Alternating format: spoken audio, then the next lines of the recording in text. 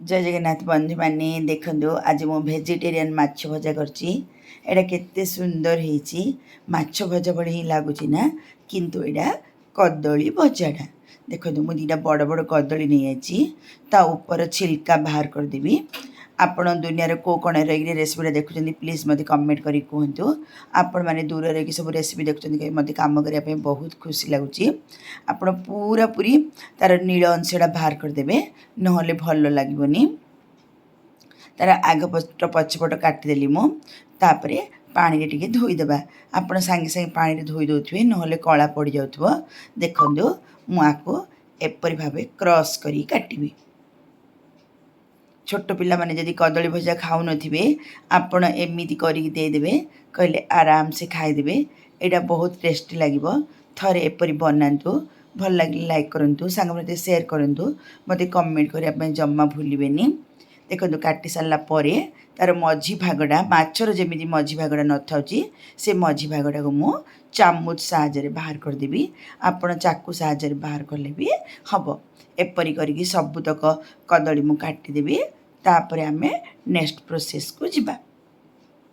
आपण जदि यूट्यूब रे मोर रेसिपीटा देखुचेंदी ताहले साइड थारे बेल आइकन दबे दियंतु चैनल सब्सक्राइब हे जिवो मु जे कोनसे नुवा नुवा वीडियो सब पोस्ट करथुबी आपण भाई प्रथमे जाई नोटिफिकेशन पहुंचुथबो फेसबुक इंस्टाग्राम रे देखुथले फॉलो बटन दबा पय जम्मा भूलिबेनी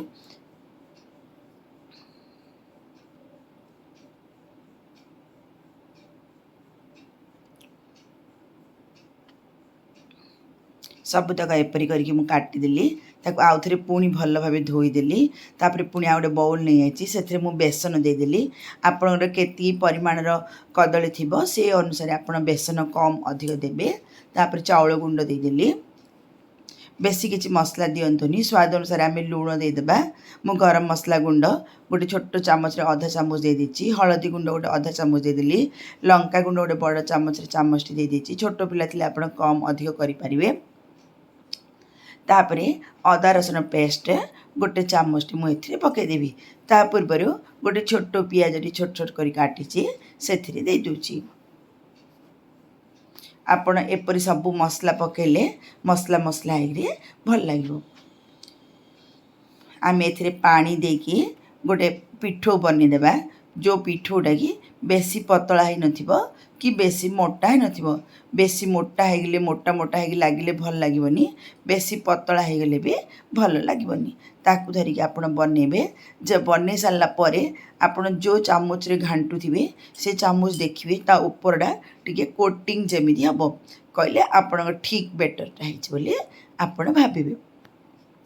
ए स्टेज रे आपण कौन करेंगे चुल्ली उपर तेल कड़े बसईदे तेल कड़े बसईकी आपण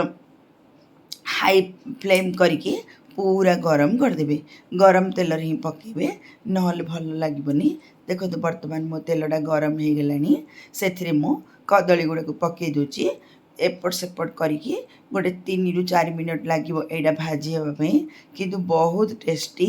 आपण कौन सी गेस्ट आसले एमती कले बहुत डिफरेंस टाइप लगे